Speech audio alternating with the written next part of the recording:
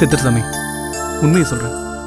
பாலாம்பிகாவுக்கு நாங்க செஞ்சது மிகப்பெரிய அநியாயம்னு இன்னைக்கு நாங்க மனப்பூர்வமா உணர ஆரம்பிச்சோமோ அன்னில இருந்துதான் எங்க வாழ்க்கை திசையை மாற ஆரம்பிச்சது. அந்த கடவுள் அப்புறமா தான் எங்களுக்கு கருணை காட்ட ஆரம்பிச்சார். இந்த வீடு வசதி வாய்ப்பெல்லாம் அதுக்கப்புறமா தான் வந்துச்சு. இந்த ஊருக்கு வந்து இப்படி ஒரு வீடை கட்ட எங்களால முடிஞ்சது. சொத்து சுகம்லாம் வாங்க முடிஞ்சது. ஒரு விதத்துல பார்த்தா இதெல்லாம் இவ கொடுத்ததுன்னு தான் சொல்லுவேன். பழச பத்தி பேச வேண்டான்னு நான் கோயிலே அன்னிக்கிட்ட சொன்னேன். உங்களுக்கு வேற தனியா சொல்லணுமா?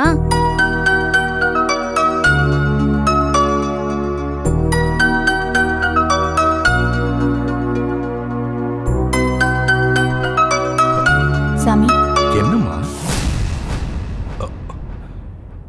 இதெல்லாம் எதுக்குமா? வேண்டாம். பெரியவங்க நீங்க இதெல்லாம் விரும்ப மாட்டீங்க. ஆனா எத்த தின்னா பித்தம் தெளியும்னு செஞ்ச பாவத்தை எப்படி போக்குறதுன்னு இருக்க. அதான் தயவு செஞ்சு மறக்காதீங்க. சாமி, நீங்க உட்காருங்க.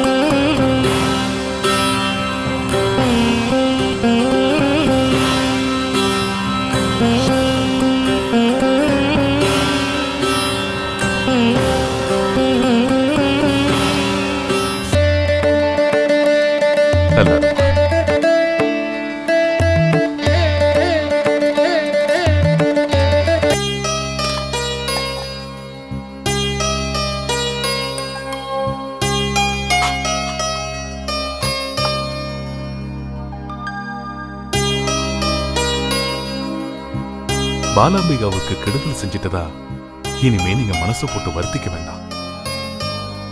எல்லாம் அந்த ஈசனோட திருவுள்ளம். அவனோட எண்ணப்படிதான் எல்லாம் நடக்குது. உங்களை பிரிஞ்சு வந்த பாலாம்பிகா என்ன சந்திக்கணும், இப்படி ஒரு கூட்டத்தை சேர்த்துக்கணும், அந்த ஈசனுக்கு பஞ்சலிங்க கோவில் கட்டணுங்கிறது எல்லாம் அந்த ஈசனோட சித்தம். இன்னைக்கு பாலாம்பிகா ஒரு சோதனையான காலகட்டத்துல இருக்கா. கோவில் கட்ட தேவையான லிங்கங்கள் திருடு போயிடுச்சு. அத திருடிட்டு போன கண்ணுக்கு தெரியாத ஒரு சக்தி எங்களை அழிச்சிடணுங்கிற வெறியோட துடிப்போட இருக்கு. அதோட போராடி மல்லு கட்டி சோர்ந்து போயிருக்கிற இந்த நேரத்துலதான் எங்களுக்கு அடைக்கலம் கொடுத்து ஆதரவு தரேன்னு சொல்றீங்க. சித்தர்சாமி, தயவு செஞ்சு அடைக்கலம் ஆதரவுன்னு பெரிய வார்த்தைலாம் சொல்ல வேண்டாம். உங்களுடைய நல்ல காரியத்துக்கு எங்களால முடிஞ்ச அளவுக்கு என்ன உதவி செய்யணுமோ அதை செய்யறதுக்கு நாங்க சித்தமா இருக்கோம். ஆமா சாமி, பாலாம்பிகா எது செஞ்சாலும் அது உலக க்ஷேமத்துக்காக தான் இருக்கும். அதனால அவளை சேர்ந்த உங்களுக்கு உதவி செய்ய சந்தர்ப்பம் கிடைச்சது நாங்க செஞ்ச பாக்கியம்தான். அம்மா, எங்களுக்கு உதவி செய்யறதுனால நீங்க ஆபத்தை விலைக்கு வாங்குறீங்கன்னு தான் அர்த்தம். எங்களை அழிக்க துடிக்கிற சக்தி எங்களுக்கு உதவுற உங்களையும் சும்மா விட்டுடாது. நிச்சயம் உங்களுக்கும் ஆபத்து வரும்.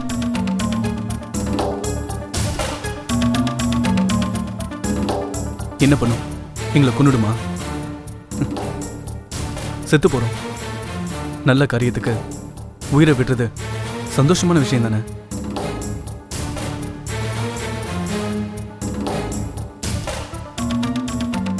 உங்க கூட்டத்துல நாங்களும் இருக்கோன்னு சொல்லிட்டோம். அப்புறம் உங்களுக்கு வர்றது தானே எங்களுக்கும். அதனால நீங்க வேற நாங்க வேறன்னு பிரிச்சு பார்க்காதீங்க சாமி.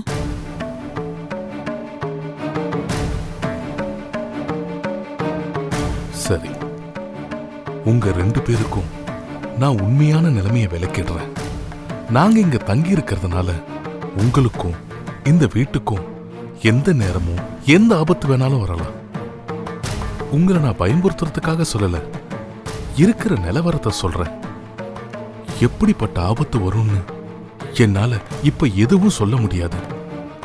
அமானுஷ்யமா புரிஞ்சுக்க முடியாத புரியாத புதிரா என்ன வேணாலும் நடக்கலாம். அப்பெல்லாம் தயவு செஞ்சு ஏன் நடக்குது எதுக்கு நடக்குதுன்னு என்கிட்ட காரண காரியம் விளக்கெல்லாம் கேட்காதீங்க. நிச்சயமா நாங்க கேட்க மாட்டோம் சாமி. ஏன் உங்களை மீறி அது இந்த வீட்டுக்குள்ள வந்துட முடியுமா? அது என்ன அவ்வளோ பெரிய சக்தியா? அந்த சர்வேஸ்வரனுக்கே சவால் விடுற சக்தி மாது. அதனால ஆபத்து வரத தடுக்க முடியாது. ஆனா அந்த ஆபத்துல இருந்து நம்மளை காப்பாத்திக்க சில ஏற்பாடுகளை என்னால பண்ண முடியும். இப்ப நான் அதை பண்றேன்.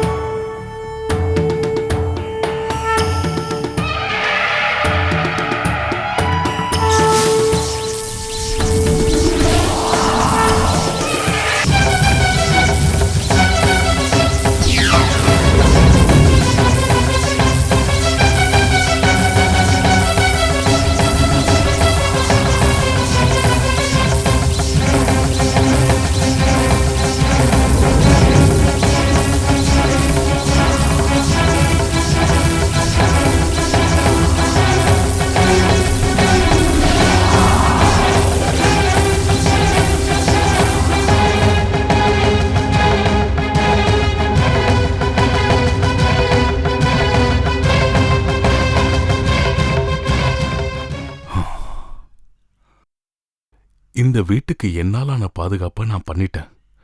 இதையெல்லாம் விட நமக்கு பெரிய பாதுகாப்பு அந்த ஈஸ்வரன் தான். அவன் இருக்கான்.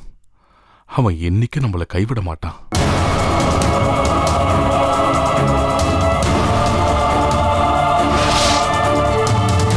நீங்க எல்லாரும் இந்த ஊர் தானே? நாங்க 2 பேரும் பக்கத்து ஊருங்க ஐயா, குமாரபாளையம். இந்த ஊருக்கு என்ன வேலையா வந்திருக்கீங்க? ஐயா, ஒரு கட்டிட வேலையா எல்லாரும் இந்த ஊருக்கு வந்திருக்கோங்க ஐயா. யாரு முதல்ல அதை பார்த்தது? முதல்ல நான் தாங்க பார்த்தேன். பார்த்ததுமே ஊருக்குள்ள ஓடி போய் விஷயத்த சொன்னேன். ஐயா, நம்ம ஸ்டேஷனுக்கு வந்து விஷயத்த சொன்னது இதோ நிக்கிறாரே இந்த சின்னசாமி தாங்க ஐயா. ஊர்ல ஏதாவது அசம்பாவிதம் நடந்தா உடனே ஓடி வந்து போலீஸ்ல சொல்லிடணும்னு போன தப்பா புதையல் கேசப்பவே நீங்க சொல்லியிருந்தீங்க. அதனாலதான் விஷயம் கேள்விப்பட்டதும் நான் உடனே ஓடி வந்து உங்ககிட்ட இன்ஃபார்ம் பண்ணேன். ஐயா, வயித்தறிச்சலா இருக்கியா? 10 வயசு பொண்ணு, அதை போய் அநியாயமா கொன்னுட்டாங்களேயா. அந்த பச்சை மண்ணை கொன்னவனுங்க நல்லாவே இருக்க மாட்டானுங்க. மண்ணோட மண்ணா போயிடுவானுங்கய்யா. அவனுங்களை கண்டுபிடிச்சு தூக்குல போட்டே ஆகணும்யா. அந்த பொண்ணோட பாடி கோயிலுக்கும் குளத்துக்கும் நடுவுல இருந்திருக்கு. நீ அங்க பார்த்தப்போ யாராவது சந்தேகப்படுற மாதிரி நடமாடிட்டு இருந்தாங்களா? காக்கா கூட எதுவுமே இல்லையா. தோட்டத்துக்கு போயிருந்தப்ப அதை பார்த்துட்டு ஒரு நிமிஷம் எனக்கு மயக்கமே வந்துருச்சியா. பாவிங்க அந்த பொண்ணோட கழுத்தை அறுத்து போட்டு போயிட்டாங்கயா. நாங்கெல்லாம் ஓடி வந்து பார்த்தப்ப பொண்ணோட பாடி பக்கத்துல எலுமிச்சம்பழம், தாயத்து, கயிறு இந்த மாதிரி பூஜை பண்ண அடையாளங்கள்லாம் இருந்துச்சுங்க. அப்போ அந்த பொண்ணை யாரோ கொடூரமா கொலை பண்ணிருக்காங்க. சரியா? அப்படிதான் இருக்கணும். ஆனா பொண்ணு எங்க ஒரு பொண்ணு இல்ல, எந்த ஒரு பொண்ணுன்னு தெரியல. அந்த பொண்ணுக்கு தெரிஞ்சவங்க தான் இந்த மாதிரி காரியத்தை பண்ணிருக்கணும். இல்ல சம்பந்தம் இல்லாதவங்க யாராவது மந்திரவாதிங்க அந்த பொண்ணை கடத்திட்டு வந்து இந்த மாதிரி காரியத்தை பண்ணிருக்கணும்.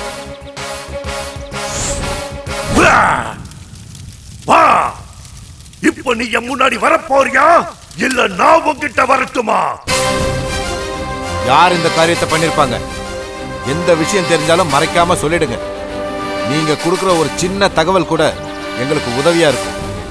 யோ, உனக்கு தெரியுமா? உனக்கு தெரியுமாயா? யோ, யாருக்காவது தெரியுமாயா? யோ, என்ன திரு திரு முழிக்கிற? ஏதாவது சொல்லியா? யோ, நீ யாரியா? வாயா இங்க. ஐயா, பக்கத்து ஊருங்கய்யா. ஏன் இங்க நிக்கிற? ஒன்றும் இல்லைங்கய்யா, உங்களை பார்க்க தான் ஸ்டேஷனுக்கு போயிட்டு இருந்தேன். உங்களை இங்கே பார்த்தது இங்கே நின்ட்டேயா. என்ன விஷயமா நீ ஸ்டேஷனுக்கு போற? ஐயா, வீட்டில் ஒருத்தனை தங்க வச்சிருக்கேன்யா. ஒரு 40-45 வயசு இருக்கேன்யா. ஆள் நல்லா முறுக்கா இருக்கான்யா. உத்தமர்னு பேர் சொன்னாயா. நேற்று மதியம் என் குடிசைக்கு முன்னாடி மயங்கி கிடந்தாயா. கேட்டதுக்கு பசி தாகன்னா சோறு தண்ணி எல்லாம் கொடுத்து என் குடிசையில தங்க வச்சையா. இன்னைக்கு என்னடான்னு பார்த்தா எலுமிச்சம்பழம் அது இதெல்லாம் வச்சு பூஜை எல்லாம் பண்ணிட்டு இருக்கான். பார்க்கறதுக்கு பெரிய மந்திரவாதி போல இருக்கான்யா. அதை உங்ககிட்ட சொல்ல தான் ஸ்டேஷனுக்கு ஓடி வந்தேன். இப்போ நீங்க சொல்றத கேட்டா அந்த 10 வயசு பொண்ணு அவன் தான் கொண்டு இருப்பானோன்னு எனக்கு தோணுதுயா. இப்ப அவன் எங்க இருக்கா? என் குடிசையில தான் இருக்கான். யோ, உன் குடிசை எங்க இருக்கு? வாங்கய்யா காட்டுறேன். வா போலாம்.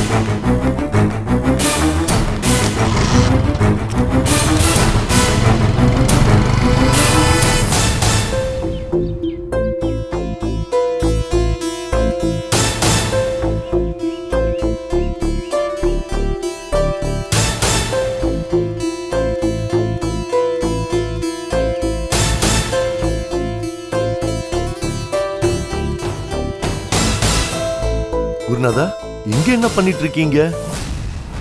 ஓய்வு எடுக்கிறேன், வீட்டுக்குள்ள ஒரே புழுக்கமா இருக்கு, அதனால காத்து வாங்க இங்க வந்து நிக்கிறேன் அப்படின்னு நீங்க சொன்னீங்கன்னா அதை நிச்சயமா நான் ஒத்துக்கவே மாட்டேன். ஏதோ ஒரு தீவிரமான விஷயம் உங்க மனசுக்குள்ள ஓடிக்கிட்டு இருக்கு. அத வெளிப்படையா எல்லார்கிட்டயும் சொல்லாமா வேண்டாமாங்கிற எண்ணம், குழப்பம் இதெல்லாம் உங்களுக்குள்ள இருக்கு. இல்லன்னு மட்டும் சொல்லிடாதீங்க. பூதநாதர் உங்களை கொண்டு வந்து இறக்கி விட்டதுல இருந்து நான் உங்களை கவனிச்சுக்கிட்டு தான் வரேன். என் மனசுல அப்படி ஒரு குழப்பம் இருக்கிறது உண்மைதான். அப்படி உங்களை குழப்பினது திருவண்ணாமலையில நீங்க சந்திச்ச அந்த மௌனசாமியார் தானே? அவரு தானே உங்களை ஏதோ பண்ணிருக்காரு? அவர் எனக்கு நல்லதுதான் பண்ணாரு, எந்த கெடுதலும் பண்ணல. அப்படின்னா இப்ப நீங்க தெளிவா தானே இருக்கணும். எதுக்கு இந்த குழப்பம்?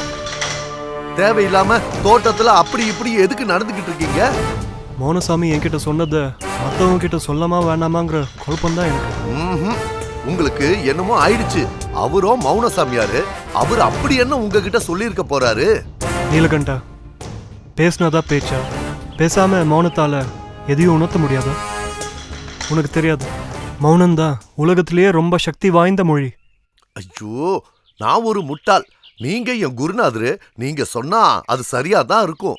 சரி, அப்படி உங்ககிட்ட பேசின அந்த மௌனசாமியாரு நம்ம கிட்ட இருந்து லிங்கங்களை எல்லாம் திருடிட்டு போய் இன்னைக்கு நம்மள அழிக்க துடிக்கிற அந்த சக்தி யாரு அப்படின்னு சொன்னாரா? நான் ஒரு பேச்சுக்கு சொன்ன குருநாதா. மௌனம் பெரிய சக்தி வாய்ந்த மொழி நீங்களே. ஆனா நம்ம சித்தர் சாமியும் அவரோட குருநாதரும் வாயால சொல்ல முடியாத விஷயத்த மௌனசாமி ஒருவேளை தன்னோட சக்தி வாய்ந்த மௌனத்தால சொல்லிட்டாரோன்னு தெரிஞ்சுக்கிறதுக்காகத்தான் நான் அப்படி கேட்டேன். அப்படி அந்த மௌனசாமியார் உங்களுக்கு உணர்த்தினத நீங்க எனக்கு சொல்ல மாட்டீங்களா? சொன்னா நீ புரிஞ்சுப்பியா நீலகண்டா? புரிஞ்சுக்க முயற்சி பண்ற குருநாதா. முதல்ல உனக்கு புரியுற மாதிரி என்னால அதை சொல்ல முடியுமா அப்படிங்கிறது பெரிய பிரச்சனை. பரவாயில்ல, இருந்தாலும் நான் முயற்சி பண்றேன். மௌனசாமி என் கையை தடவி தலையை வருடி கண்ணுல பார்த்து என்னை ஆசீர்வாதம் பண்ணாரு. அட போங்க குருநாதா, நமக்கு தெரிஞ்ச எல்லா சாமியாரும் ஆசீர்வாதம் மட்டும் தான் பண்றாங்க. இதுல என்ன ஆச்சரியம் இருக்கு? மௌன சாமியாரால பேசவும் முடியாது, அதனால அவர் ஆசீர்வாதம் பண்றத தவிர வேற என்னதான் பண்ண முடியும்? அது சாதாரண ஆசீர்வாதம் கிடையாது. அது என் உயிருக்கு எத்தனை ஆபத்து வந்தாலும் அத்தனை ஆபத்தையும் மௌனசாமியோட ஆசீர்வாதம் அதை தவிடுபடி ஆக்கிடும். எனக்கு தெரியாத ஏதோ ஒரு சக்தி அத்தனை ஆபத்தையும் அழிச்சு நிர்மூலமாக்கிடும். மௌனசாமியாரு ரொம்ப பெரிய ஆள் தான் சொல்லுங்க. எனக்கு ஒரு ஆபத்து வந்தா எனக்கே தெரியாம ஒரு சக்தி அதை தடுத்துடும். அந்த சக்தி வேற யாரும் இல்லை, நான் தான். புரியல இல்லையா? உனக்கு தலை சுத்ததில்ல? எந்த ஆபத்து வந்தாலும் எனக்கே தெரியாம நானே அதை தடுத்து நிறுத்துருவேன். என்ன நீலகண்டா, ஒரு மாதிரி ஆயிட்ட? சரி, உனக்கு நான் இப்ப புரிய வைக்கிறேன். எனக்கு ஒரு ஆபத்து வரப்போ யாராரோ எந்தெந்த சக்திகளோ எந்தெந்த ரூபத்திலேயோ வந்து என்னை காப்பாத்தி வர்ற ஆபத்து இல்லாம போயிடும். இது எல்லாம் செஞ்சது மூணாவது மனுஷன் யாரும் இல்லை, நான் தான். போதும் குருநாதா, எனக்கு இப்ப புரிஞ்சிடுச்சு. இதுக்கு மேலேயே எனக்கு புரிய வைக்க முயற்சி பண்ணாதீங்க. பேசாம நானும் உங்களோடவே வந்திருக்கலாம். மௌனசாமியாரோட ஆசீர்வாதம் எனக்கும் கிடைச்சிருக்கும். ஆனாலும் குருநாதா, இப்பவும் எனக்கு ஒரு பிரச்சனையும் இல்ல, எந்த ஆபத்தும் என் பக்கத்திலேயே வராது. அதை நினைச்சு நான் கவலைப்பட வேண்டிய அவசியமும் இல்ல. ஏன் சொல்லுங்க? உங்களுக்கு மௌனசாமி, எனக்கு நீங்க தானே சாமி.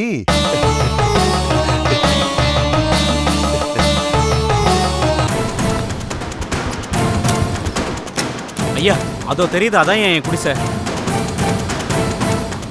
உங்களை நான் பார்க்கறதுக்கு கிளம்பி வரதுக்கு முன்னாடி அந்த ஆள் உள்ள உட்காந்துக்கிட்டு மந்திரெல்லாம் சொல்லி பூஜைலாம் பண்ணிட்டு இருந்தாயா. அதுக்குள்ள அவன் எங்கேயும் போயிருக்க மாட்டான். நைஸா உள்ள போனீங்கன்னா அவனை கோழி அமுக்கிற மாதிரி அமைக்க கொண்டாந்துடலாம்யா. யோ, நாங்க போனோம்னா எங்க யூனிஃபார்மை பார்த்து அவன் தெரிச்சு ஓட மாட்டான். சாதாரண ஆளாய் அவன் பயங்கரமான ஆளு, ஜில்லா கேடி. பாலமுருகன் சொல்றது ரொம்ப சரி. அவன் எங்களை பார்த்தா உடனே எஸ்கேப் ஆயிடுவான். அதனால நாங்க வரல. நீ முதல்ல உள்ள போ. அவனை போய் பார்த்து அவன்கிட்ட சும்மா பேச்சு கொடு. அவன்கிட்ட பேசிக்கிட்டே அவனை வெளியில கூட்டிட்டு வா. மத்ததை நாங்க பார்த்துக்கிறோம்.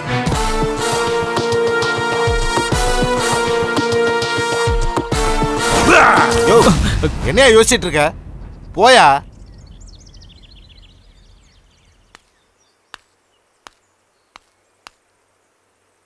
சார் அவன் எதையோ வச்சுட்டு பூஜை பண்ணிட்டு இருந்தான் சார். அவன் பெரிய மந்திரவாதியா இருப்பான் போல இருக்கு சார்.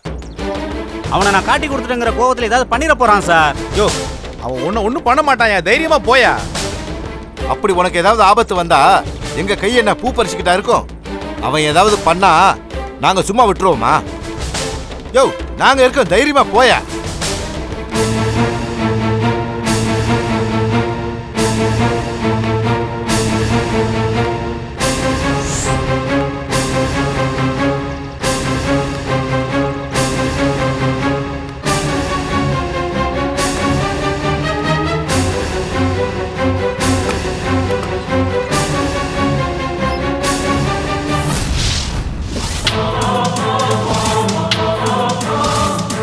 ஐயா, உத்தமரையா, எங்கேயா இருக்கீங்க ஐயா?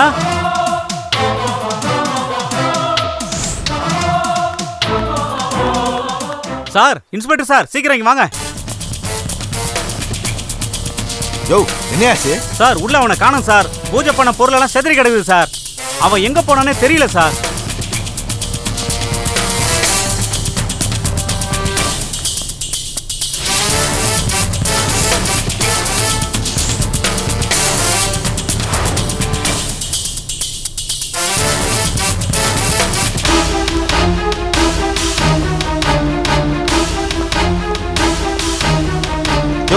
மறுபடியும் அவன் வருவானா? என்னையா முழிக்கிற? தெரியலங்கய்யா. வந்தா ஒன்று பண்ணு, அவனை சந்தேகப்படுற மாதிரி காட்டிக்காத. எப்பவும் மாதிரி நல்ல விதமா பேசி அவனை இங்கேயே தங்க வை. அப்புறம் ஸ்டேஷனுக்கு வந்து எனக்கு தகவல் கொடு. என்ன சொல்லுவியா? சொல்றீங்கய்யா. யோ, வாயா போலாம்.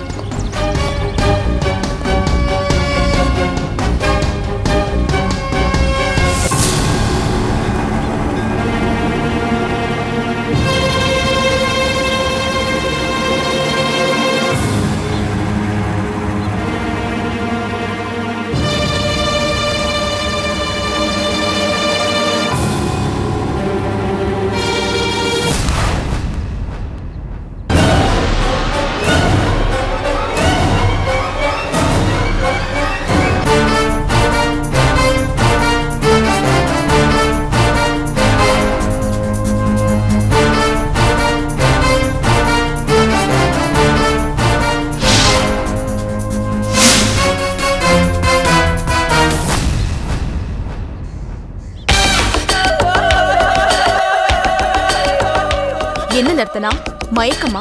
ஆமா தேவி, திடீர்னு இப்படி ஆயிடுச்சு. கோவிலுக்குள்ள நுழையிற வரைக்கும் ஒன்றும் இல்லை, நல்லாதான் இருந்தேன். நான் சாமி முன்னால போய் நின்னதும் கையெல்லாம் நடுங்குச்சு, உதறிச்சு, கண்ணெல்லாம் இருட்டிட்டு வந்துருச்சு. எனக்கு ஒண்ணுமே புரியல. தலையெல்லாம் கிர்ன்னு சுத்த ஆரம்பிச்சிருச்சு. எப்படியோ தட்டு தடுமாறி கோயிலை விட்டு வெளியில வந்துட்டேன். வெளியில வந்தவ அப்படியே மயக்கமாய் விழும்போது நல்ல வேளை நீங்க வந்துட்டீங்க. ஆமா, நீ எதுக்கு கோவிலுக்கு வந்த? இது என்ன கேள்வி தேவி? எப்பவும் வழக்கமா கோவிலுக்கு வரவதானேனா? அது நீ என்ன சந்திக்கிறதுக்கு முன்னால. இப்பதான் உனக்கு தேவையானதெல்லாம் கொடுக்கறதுக்கு நான் இருக்கேனே. கோவில் உனக்கு எதுக்கு? என்னை விட வேற தெய்வம் உனக்கு எதுக்கு? அதனாலதான் உனக்கு இந்த மயக்கம். இனி நான் கோயிலுக்கு போக மாட்டேன் தேவி. போகலாம், அவசரம் இல்ல. உனக்கு தேவை வந்தா அப்ப நீ போகலாம். ஆமா தேவி, நீங்க ஏன் இப்ப என்ன தேடி வந்தீங்க? ஏதாவது வேலை இல்லாம நீங்க என்ன தேடி வரமாட்டீங்களே. சரியா சொன்ன. உனக்கு ஒரு வேலை வந்திருக்கு நர்த்தனா. என்ன வேலை சொல்லுங்க தேவி, நான் காத்துக்கிட்டு இருக்கேன். யார கொல்லணும்? உங்க பட்டியல இருக்கிற அந்த முதல் நபர் யாரு தேவி? ரொம்ப துடிப்பாதான் இருக்க. ஆர்வம் இருக்கலாம், ஆனா ஆர்வ கோளாறா தான் இருக்கக்கூடாது. அப்படியே நான் ஆர்வக்கோளாரா இருந்தாலும் அதை சரி செய்ய நீங்க இருக்கீங்கல்ல தேவி. நர்த்தனா, நம்ம எதிரிங்க அத்தனை பேரும் ஒட்டு மொத்தமா ஒரே வீட்ல தங்கியிருக்காங்க. அப்படியா? யார் வீடு தேவி அது? பாலாம்பிகாவோட அண்ணன் ஜோதிலிங்கத்தோட வீடு. ஜோதிலிங்கம் இன்னைக்கு இந்த ஊர்ல பெரிய பணக்காரன், நிலச்சு வந்தார். அவனும் அவன் பொண்டாட்டியும் ஒரு காலத்துல பாலாம்பிகாவை அவ்வளோ கொடுமை பண்ணாங்க. ஆனா இன்னைக்கு மனசு மாறி திருந்தி தான் செஞ்ச பாவத்துக்கு பிராயச்சித்தமா பாலாம்பிகாவையும் அவளோட கூட்டாளிங்களையும் கொண்டு போய் அவங்க வீட்டுல தங்க வச்சிருக்காங்க. ரொம்ப வசதியா போச்சு தேவி. அத்தனை பேரையும் ஒட்டு மொத்தமா கூண்டோட ஒளிச்சு கட்டிடலாம். அங்க அவங்களோட அந்த ருத்ரன் இருக்கான், அத நீ மறந்துடாத. சரி, அதை விட நர்த்தனா, உனக்கு நான் ஏற்கனவே சொல்லிருக்கேன், பாலாம்பிகாவோட நீ உறவாடி கெடுக்கணும்னு. அவளோட பழகி அப்புறமா தான் நீ எல்லாரோட கதையும் முடிக்கணும். நான் சொன்னது மறந்துட்டியா? நீங்க சொன்னதை நான் மறக்கல தேவி, மறக்கவும் மாட்டேன். அப்ப நீ புறப்பட்டு அந்த பாலாம்பிகாவை போய் பாரு.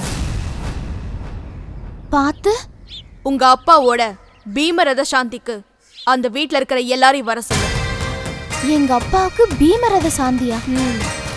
அப்படி ஒண்ணு நடத்த எங்க வீட்ல நாங்க யாரும் யோசிக்கலையே. உங்க அப்பாவுக்கு பீமரத சாந்தி நடத்தவே வேண்டாம், நடத்தணும்னு நான் சொல்லல, சும்மா அந்த வீட்ல இருக்கிற எல்லாரையும் அப்படி ஒரு விழா நடக்குது, அதுக்கு வரலான்னு கூப்பிடலாமே, அதுல ஒண்ணு தப்பு இல்லையே. ஆமா, அவங்களெல்லாம் எப்படி கூப்பிடுவ? அவங்களை எப்படி கூப்பிடணுங்கிற முறை தெரியுமா? தெரியும் தேவி. அவங்க பெண்களா இருந்தா அவங்களுக்கு குங்குமம் கொடுத்து கூப்பிடணும். சரியா சொன்ன.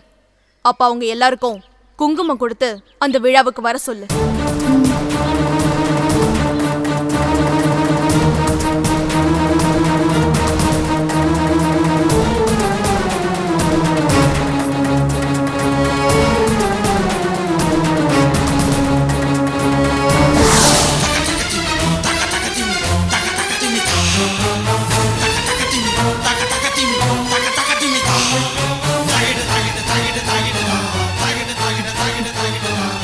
இத வாங்கிக்க.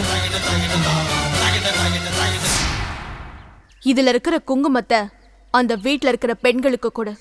முக்கியமா இந்த குங்குமச்சிமிழ் அந்த வீட்ல இருக்கிற பூஜை அறைக்கு போய் சேரணும். அவங்க யாருக்கும் தெரியாம இந்த குங்குமச்சிமிழ அங்க போய் வச்சுட்டு வந்துரு. இது ரொம்ப சுலபம், இத நான் செஞ்சிருவேன். ஆனா இந்த குங்குமச்சிமிழா அங்க இருக்கிறவங்கள கொல்ல போகுது. ஆமா, இதுதான் அந்த வேலைய பண்ண போகுது. எப்படி தேவி? இதுக்கு பேருதான் ஆர்வ கோளாறுங்கிறது. முதல்ல நான் சொன்னதை செய், அதுக்கப்புறமா இது எப்படி தான் வேலையை காட்ட போகுதுன்னு கூடிய சீக்கிரமே நீ தெரிஞ்சுப்ப.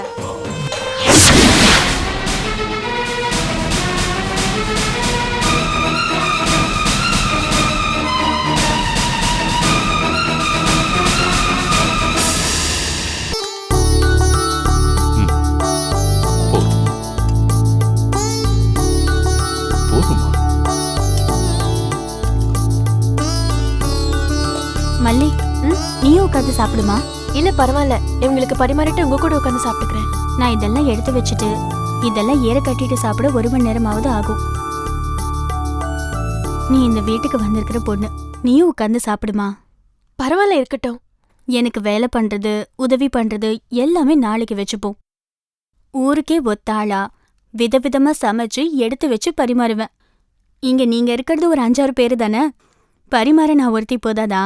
நீயும் போய் உட்காரு. சரி.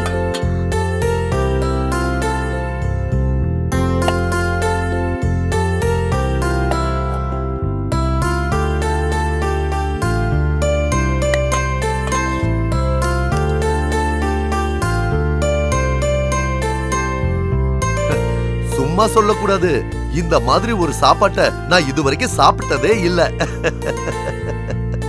அண்ணி அன்பா அக்கறையா பரிமாறுற விருந்தாச்சே. உங்க எல்லாருக்கும் நல்ல பசி.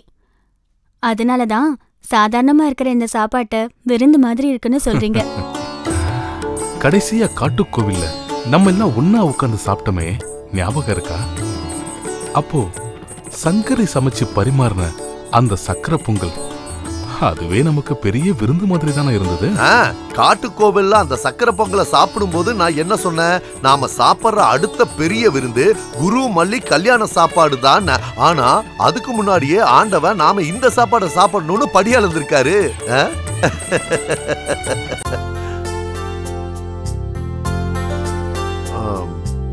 என்ன மல்லி, ஏன் குருநாதர் வந்துட்டாரு? கல்யாணம் எப்போ?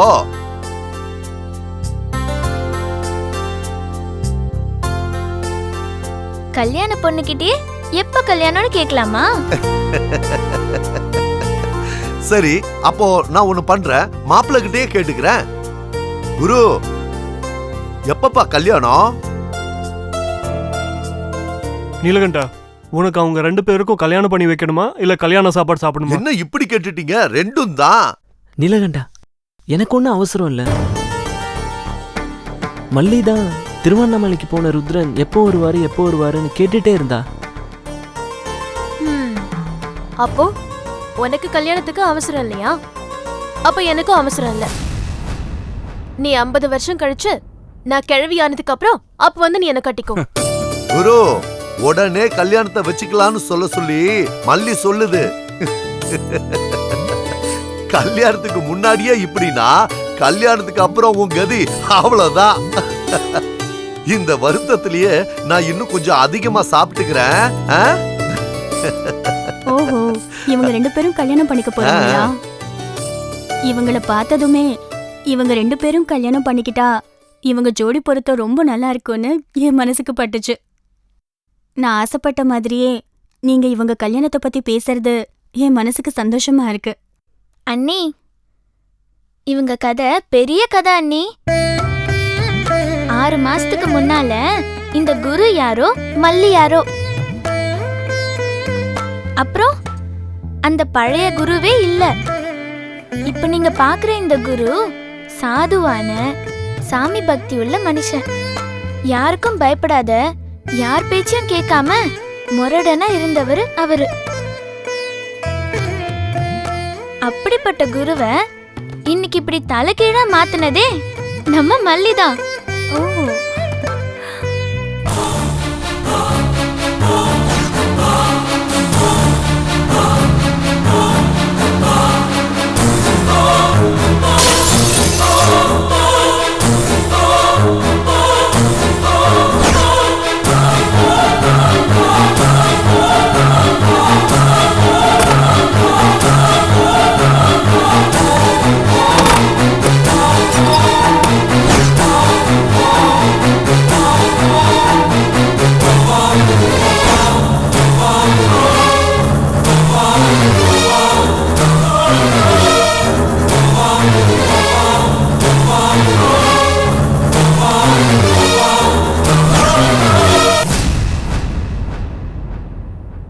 மல்லிக்கு கெட்ட பேர் வந்துடக்கூடாதுன்னு குரு கோயில் உச்சில இருந்து கீழே விழுந்து உயிரை விட முடிவெடுத்தாரு.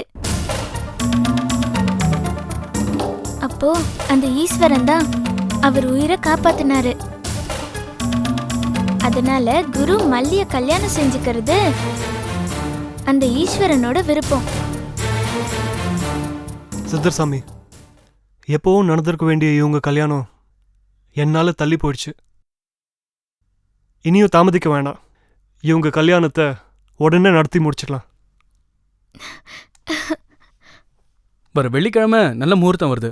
அன்னைக்கு வேணா நம்ம கல்யாணத்தை வச்சுக்கலாம். கோயிலேயே கல்யாணத்தை முடிச்சிருவோம். அப்போ விருந்து அதை இங்கேயே வச்சுக்கலாம். கோவில்ல வெறும் பிரசாதம் மட்டும்தானே கிடைக்கும். வீட்டுல தான் இந்த மாதிரி வகை வகையா தடபுடலாம் விருந்து கிடைக்கும். நீ உன் காரியத்திலே கண்ணாரு. சரி சரி.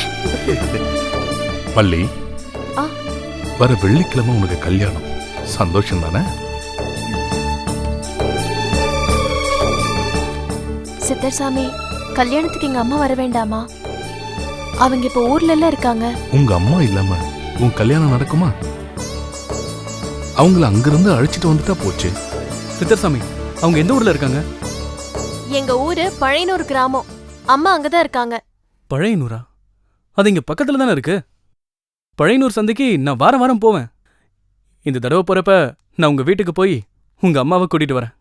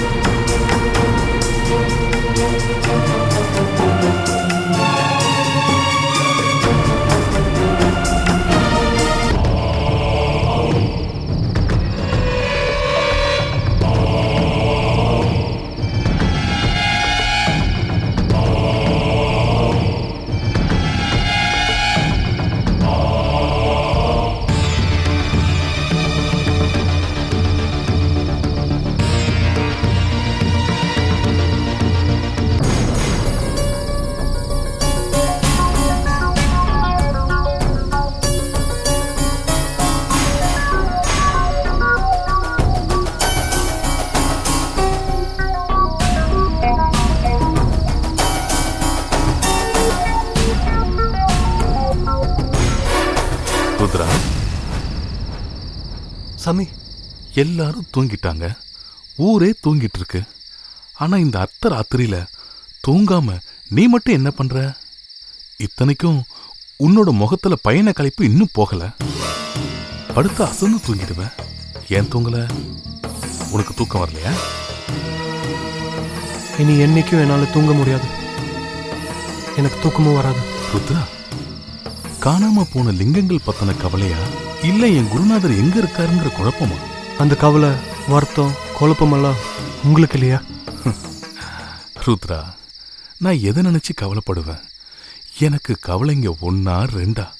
ஒரு எல்லை மீறி போனா கவலைக்கும் கண்ணீருக்கும் அர்த்தம் இல்லாம போயிடும். அப்போ மனசு நிச்சலனமாயிடும். அதுவும் ஒரு பரமானந்த நிலை தான். இப்ப நான் அந்த நிலையில தான் இருக்கேன். ஆனா அந்த கண்ணுக்கு தெரியாத எதிரி யாருங்கிற கேள்விக்கு இப்ப விடை கிடைச்சிட்டா அப்புறம் நான் கவலைப்பட்டுட்டு அடுத்து என்ன செய்யலான்னு யோசிக்க ஆரம்பிச்சிடுவேன். அதாவது என்ன போல? ருத்ரா, உனக்கு தெரியுமா நம்மளோட எதிரி யாருங்கிறது? உனக்கு தெரியுமா? என்கிட்ட இருந்த லிங்கங்களை திருடிட்டு போனது யாருன்னு தெரியுமா? என் குருநாதரை கடத்திட்டு போனது யாருன்னு தெரியுமா? நம்மளால நிர்மூலமாக்க துடிக்கிற அந்த சக்தி யாருன்னு உனக்கு தெரியுமா? தெரியும் சித்தர்சாமி. தெரிஞ்சதுனால்தான் தூக்கம் வராம தவிக்கிறேன். அது உனக்கு எப்படி தெரியும்? நடக்கிறதெல்லாம் நன்மைக்கு, எல்லாம் அந்த ஈசனோட சித்தப்படி தான் நடக்கிறதுன்னு நீங்க அடிக்கடி சொல்றீங்க. அது 100க்கு 100 உண்மை சித்தர்சாமி. திருவண்ணாமலையில நான் காணாம போனது நம்மளோட எதிரி யாருன்னு தெரிஞ்சுக்க தான் போல. அந்த கெட்டதுலயும் ஒரு நல்லது. காணாம போய் வழி தவறி தெரிஞ்சனா காட்டுக்குள்ள மௌனசாமியை சந்திச்சது. மௌனசாமி ஒரு வார்த்தை கூட பேசாம என்னை தொட்டு ஆசீர்வதிச்சு பரவச நிலைக்கு கொண்டு போய் நம்மளோட அந்த எதிரியோட முகத்தை எனக்கு அடையாளம் காட்டினார். அந்த எதிரி யாரு ருத்ரா? சொன்னா ஆச்சரியப்படுவீங்க, அதுக்கும் மேல அதிர்ச்சி அடைவீங்க. அந்த எதிரி உங்களுக்கு, எனக்கு, நம்ம எல்லாருக்குமே நல்லா தெரிஞ்ச எதிரி தான். காட்டுக்கோயில்ல உங்களை கொல்ல பார்த்த அந்த எதிரியோட குரல் ஒரு பெண் குரல். சாஸ்திரிகள் வீட்டில் பூதநாதரை பயமுறுத்தியது ஒரு பெண் குரல். அந்த எதிரி வந்துட்டு போகிறப்போ எல்லாம் இது யாரும் என் உயிருக்கு நெருக்கமானவங்க மாதிரி தெரியுதுன்னு நீலகண்டா சொல்லியிருக்கான்.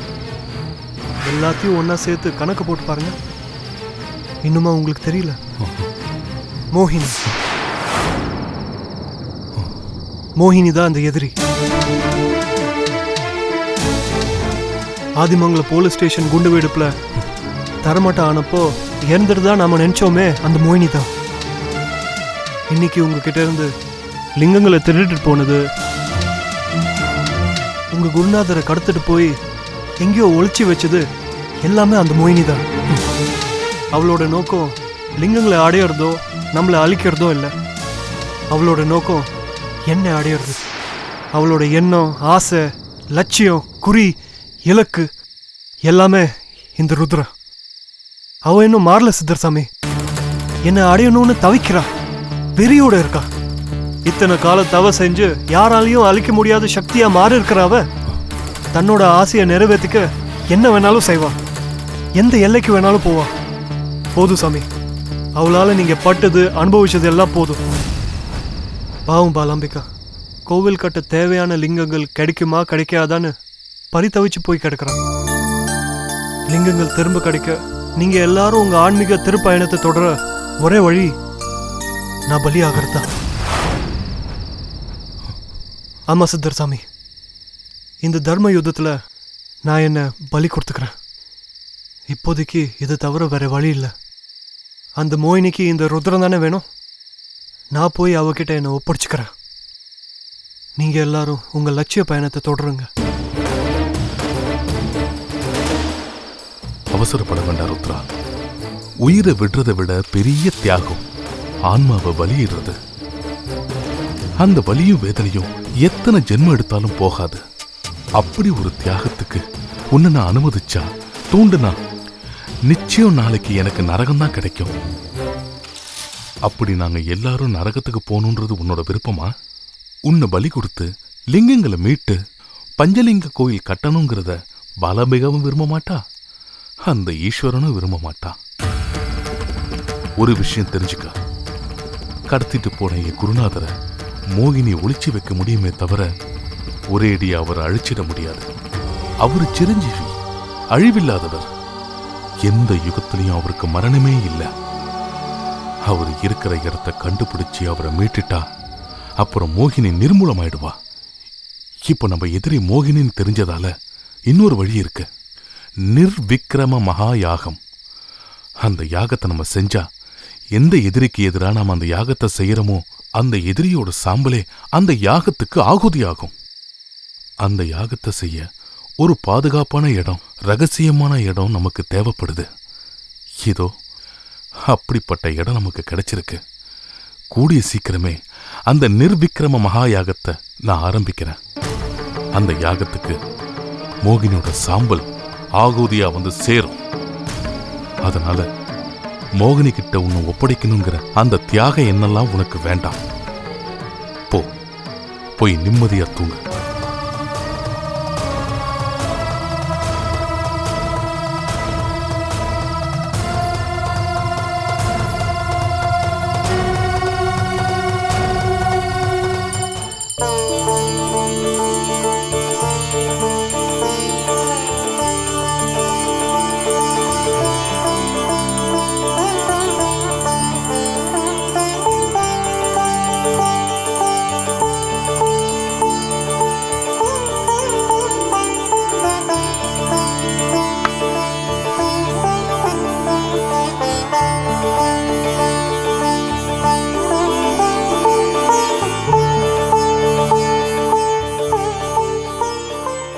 இன்னைக்கு நாங்கள் 2 பேரும் ரொம்ப மனநிறைவோடு இருக்கோம் பாலாம்பிகா. சொல்லப்போனா இப்போதான் இந்த வீடே வீடு மாதிரி இருக்கு. நேற்று ராத்திரி நம்ம கூட இருக்கிற அந்த குருவுக்கும் மல்லிக்கும் கல்யாணம்னு சொன்னீங்களா? அந்த வேலையெல்லாம் கவனிக்கணுமே, அதான் நேரமாக எழுந்திருச்சு குளிச்சு முடிச்சு கிளம்பிட்டேன். நானும் கொஞ்சம் வெளியே போயிட்டு வந்துடுறேன். சொல்லுமா, எங்கே போகணும்? நான் கூட்டிகிட்டு போகிறேன். நீங்க கல்யாண வேலையா போறீங்க, அந்த வேலை ரொம்ப முக்கியம். முதல்ல நீங்க அதை பாருங்க. எனக்கு இந்த ஊர்ல இருக்கிற சிவன் கோயிலுக்கு போகணும். அந்த கோயிலுக்கு போகிற வழியை மட்டும் சொல்லுங்க, நான் போய்க்கிறேன். சிவன் கோவில் தானே? வடக்கு மாட வீதிக்கு போ, தெப்பக்குளம் வரும். அதை தாண்டா சிவன் கோவில் தான். சரி, நான் கிளம்புறேன். சரி, போயிட்டு வாமா.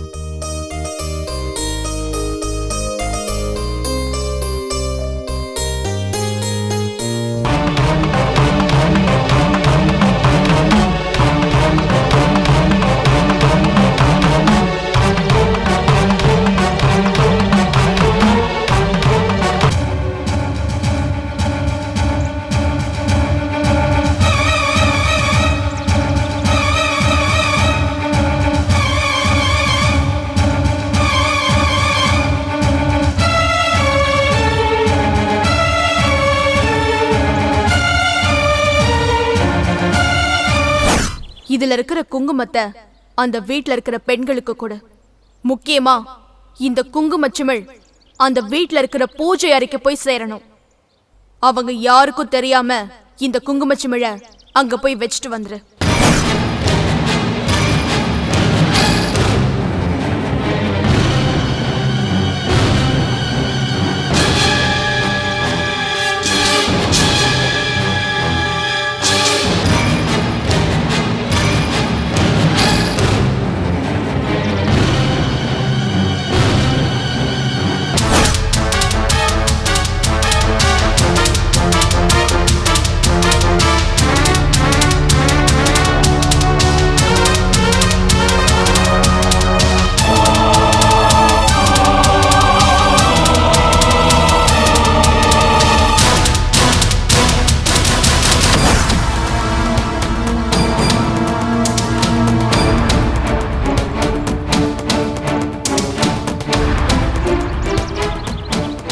மல்லி, என்ன அடையாளம் தெரியலையா?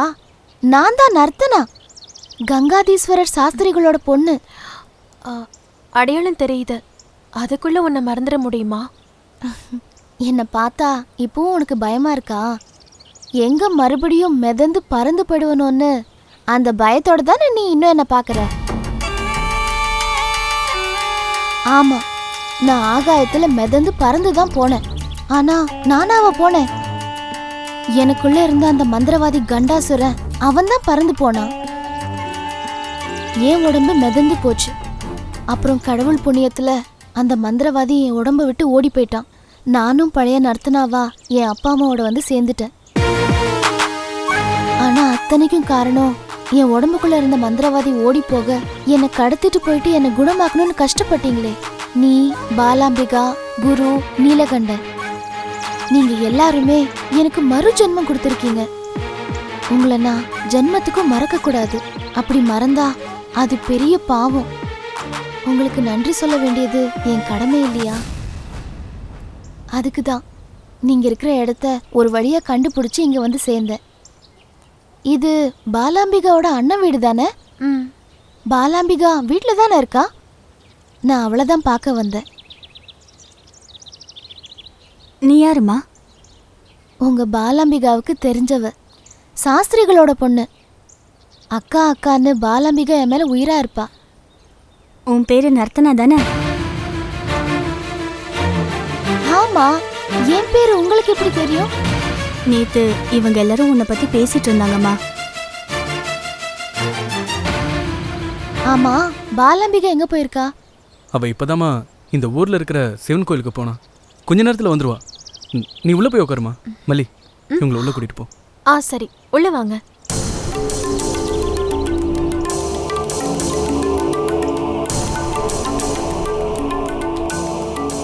அதோ அவர்தான் சித்தர் சாமி.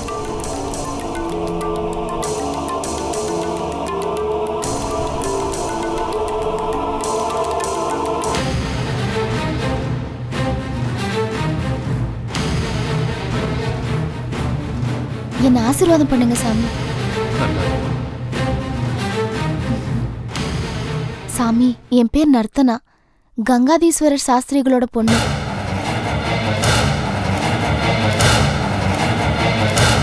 இப்போ எங்க அப்பா மாறிட்டாரு சாமி, திருந்திட்டாரு. இப்ப அவருக்கு உங்க மேல கோவமோ வருத்தமோ எதுவுமே இல்லை. நீங்க அவரை கொன்னுடுவீங்க அப்படிங்கிற முட்டாள்தனமான பயமோ, அந்த பயத்தால உங்க மேல இருந்த வன்மமோ இப்ப அவருக்கு துளி கூட இல்ல சாமி. ரொம்ப சந்தோஷமா. ஒரு நாள் நீங்க எங்க வீட்டுக்கு வரணும், வந்து எங்க அப்பாவை பார்க்கணும் சாமி. கண்டிப்பா வரேன். ஏன், இந்த மாசமே 24ஆம் தேதி எங்க அப்பாவுக்கு பீமரத சாந்தி. அவரோட 70ஆவதுக்காக வீட்டுல ஒரு சிறப்பு பூஜைக்கு ஏற்பாடு பண்ணிருக்கோம். அதுக்கு நீங்க வரணும். அவசியம். மல்லி, எதுக்கு நிக்க வச்சு பேசிட்டு இருக்க? உட்கார சொல்லலாம்ல. இல்ல, எனக்கு கொஞ்சம் வேலை இருக்கு. பாலம்பிகா வரட்டும், வந்ததும் அவளை பார்த்துட்டு போமா. இல்ல, அது வரைக்கும் என்னால காத்துட்டு இருக்க முடியாது. வேணும்னா இன்னொரு சமயம் நான் வந்து பாலம்பிகாவை பாக்குறேன். இப்போ நான் வந்த வேலையை பாக்குறேன்.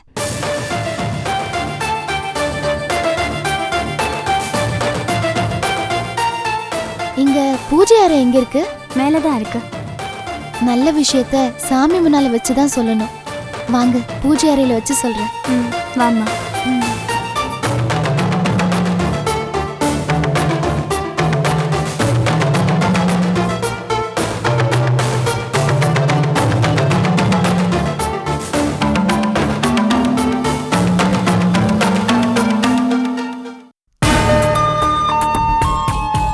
இந்த மாசம் 24ஆம் தேதி எங்க அப்பாவுக்கு 70. பீமரத சாந்தி வச்சிருக்கோம். எல்லாரும் தவறாம வரணும். மல்லி, நீயும் தவறாம வரணும்.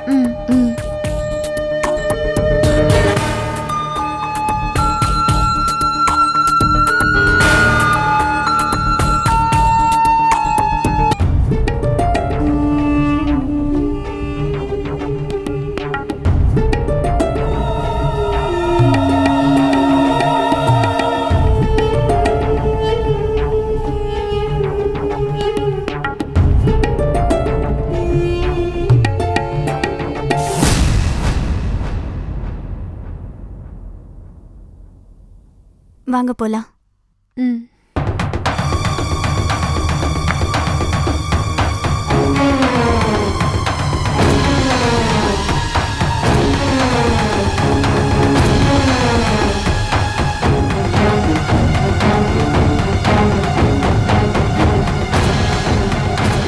கோயிலுக்கு போயிருக்கிற பாலாம்பிகாவை எப்படியாவது வளைச்சு பிடிச்சு தேவி கிட்ட கொண்டு போய் சேர்த்துடணும்.